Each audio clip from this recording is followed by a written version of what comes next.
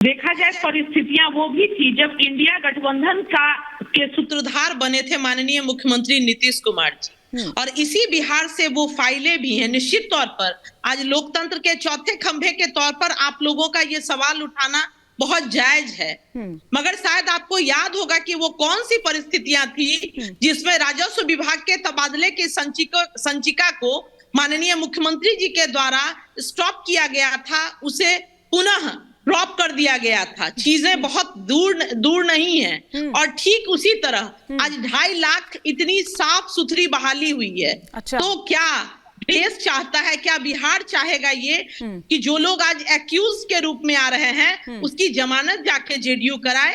थके हुए मुख्यमंत्री थे, काम करना हमने सिखाया। तेजस्वी यादव कह रहे हैं, बड़ा बयान दे रहे हैं, नौकरी के बदले में जमीन जैसे विषयों पर क्या हम उत्तर दें? उत्तर तो हमें दोनों रूप में देना था। उत्तर तो आपको देना होगा। हिमानी जी हमें लिए जा रहे थे, इससे काम चलेगा जनता के बीच क्योंकि जनता को आपको समझाना होगा मैडम। वो इतने से नहीं मानेंगे कि क्रेडिट वो लिए जा रहे थे, काम हम कर रहे थे। जबकि तेजस्वी यादव का बड़ा बयान अभी सामने आया है, जब आप डिबेट में जुड़ी हैं उससे ठीक पहले वो ये कह रहे हैं कि थके हुए मुख्यमंत्री थे, हमने उनको काम करना सिखाया। 17 साल में जो नहीं हुआ है वो 17 महीनों में हो गया। हिमानी जी ये तो उनकी खानदानी बरबोलापन रहा है उनका। अच्छा, ये कोई बड़ी बात नहीं है। अच्छा, ये खानदानी बरबोलापन रहा है। कभी वो कहते थे कि मुझे माननीय मुख्यमंत्री नीतीश कुमार जी से सीखना है, इसलिए हम उनके साथ आए हैं। और आज एक 35 साल का युवक एक 72 साल के व्यक्ति को कहता है कि मैंने बड़ी तेजी के साथ मुख्यमंत्री मार रहे हैं सबके बयान। अभी 24 घंटे पहले कुछ और थे ये बयान, और शायद यही कारण है कि प्रोफेसर नवल किशोर हंस रहे हैं। लेकिन प्रोफेसर नवल किशोर जी, ऐसा आप लोग क्या कर रहे थे कि नीतीश जी पलटी मार गए? वो कह रहे काम तो हम कर रहे थे, क्रेडिट आप लिए जा रहे थे। देखिए हिमानी जी, हम तो अभी भी कह रहे हैं कि नीतीश कुमार जी का सम्मान है। हमारा एक कार्यकर्ता नेता उनका सम्मान करता है। और लेकिन जो काम हम और इसलिए करता है कि 17 महीने में जो काम इस सरकार ने करके दिखाया है वो 17 साल में मुख्यमंत्री जी भाजपा के साथ रह के नहीं किए। ये वही मुख्यमंत्री जी थे जो 2020 के चुनाव में कहते थे कि कहां से नौकरी देगा, बाप के घर से पैसा लाएगा, कहां से लाएगा पैसा, लैंडलॉक्ड स्टेट है, एक भी नौकरी नहीं दे सकता है। ये तमाम तरह की बातें जो मुख्यमंत्री कह रहे थे वो तो भारती जी जानती होंगी, झूठ या सच जो भी होगा। दूसरी बात ये है कि जिस तरह से पिछले 17 महीना में बिहार सरकार ने काम किया है, और आप कहते हैं क्रेडिट की बात, शिक्षा मंत्रालय हमारे पास था जो उनके पास 17 साल था, स्वास्थ्य मंत्रालय भाजपा के पास 17 साल था जो कि हमारे पास था। आपने देखा होगा कि किस तरह से रात में उठकर तेजस्वी जी सुबह में जो हॉस्पिटल है उसका दौरा करके मिशन 60 डेज का जो किए, और जो बदहाली से खुशहाली में तब्दील हो रहा था वो न भाजपा को पसंद आ रही थी, और इनको लगता है कि ईर्ष्या हो गया था एक 35 साल के बच्चे से। सही बोल रहे हैं कि उनके पास बहुत अनुभव है, 5 दशक का अनुभव है उनके पास राजनीति में। लेकिन लगता है कि तेजस्वी यादव कह रहे हैं खेला तो अभी बाकी है। अगर ऐसा ही था तो आप इतनी शांत कैसे बैठे रहे? कैसे आपने जाने दिया? यही सुन लीजिए तो पहले, यही मुख्यमंत्री कहते थे कि ये हमारा उत्तराधिकारी है, बिहार का भविष्य है, आप ही को ना सब करना था। ये भी तो भारती जी सुनती होंगी। बरबोलापन और छोटापन तो उनको बताना होगा। जहां तक देखिए, जहां तक सवाल ये है सत्ता में कौन रहेगा कौन नहीं रहेगा अलग बात है, लेकिन काम कौन करेगा काम नहीं करेगा इसको इतिहास रिकॉर्ड करेगा। और पिछले 17 महीना का जो इतिहास है बिहार के इतिहास में जो नौकरी जिस तरह से दिया गया है, 4-5 लाख के आसपास नौकरी, 4.5 लाख शिक्षकों को राजकर्मी का दर्जा, और जो शिक्षा में और स्वास्थ्य में सुधार हुए हैं वो सब जानता है। रही बात उनके जाने की, तो देखिए आयाराम गयाराम तो पुराना हो गया। अब नया जो टेम्पलेट है वो आपको सुनने को मिलेगा, आया नीतीश और गया नीतीश। 9 बार कम नहीं होता है ना। ये विचारों का व्यापार एक बार फिर से नीतीश कुमार, ये कहने में क्या गुरेज होगा किसी को भी। मैं उनका सम्मान करता हूं, लेकिन 9 बार आना जाना, विचारों का व्यापार करना, कौन चोर है कौन नहीं है वो क्या आप क्या न्यायपालिका है जो जहां जवाब देना है सब लोग जवाब ही दे रहे हैं? ऐसा तो कुछ बोले भी नहीं। आपने खुद पिछले डिबेट में पूछा था, जानकारी सचमुच नहीं थी हम लोग के पास। ये जानकारी एकाएक हुई कि अब ये वही मैं कह रही हूँ ना सर कि अब जब चूंकि तस्वीरें सामने आ रही है, इसलिए आप किसी के पास कोई जवाब नहीं है तो अब तो सीधा सीधा कहना ही आपको जो कहना है। ऐसे ही जयराम विप्लव जी भी कह रहे थे, वो भी गोल गोल जलेबियां बना रहे थे, बल्कि उन्होंने तो यहां तक कह दिया था कि आप सवाल कुछ भी पूछिए, मैं वही बोलूंगा जो मुझे बोलना है।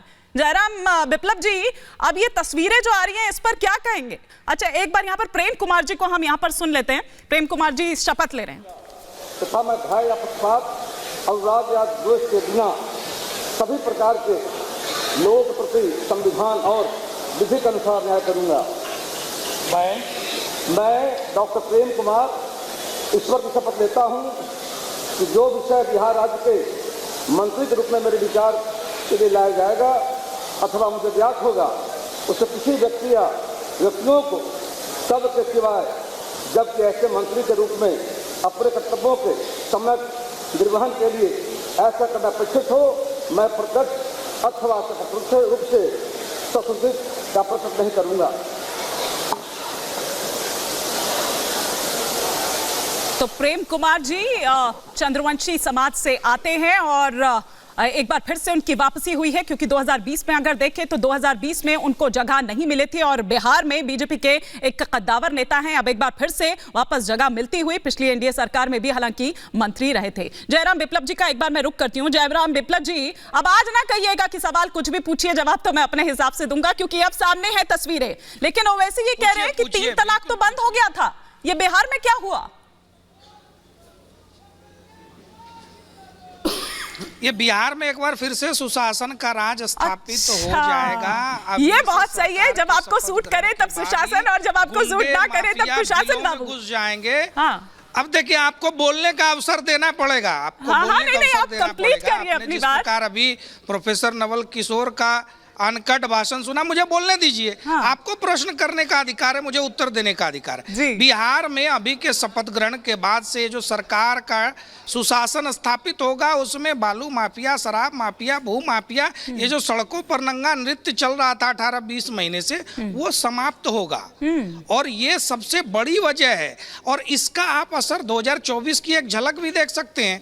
पूरा बिहार, पूरा देश राम में भी है और मोदी में भी है, ठीक है, नीतीश में भी है। जयराम विप्लव जी कहां गए आप?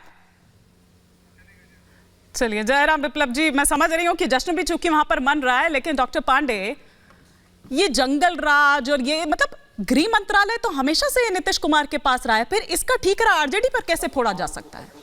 नहीं, बिल्कुल सही कह रही हैं आप, इसका ठीकरा आरजेडी पे बिल्कुल नहीं फोड़ा जा सकता है और जनता इसका जवाब मांगेगी। और अब तो कोई एक्सक्यूज नहीं होना चाहिए कि बिहार में कानून व्यवस्था जो एक सवाल था, जिसको शिद्दत से लोक जनशक्ति पार्टी पहले भी मतलब इस एनडीए के पहले वाले एनडीए में भी उठाई और यहीं से हमारा और नीतीश जी का विरोध हुआ। हम अपने बड़े भाई बीजेपी को समझा नहीं सके, विश्वास में नहीं ले सके, उन्होंने उनके साथ।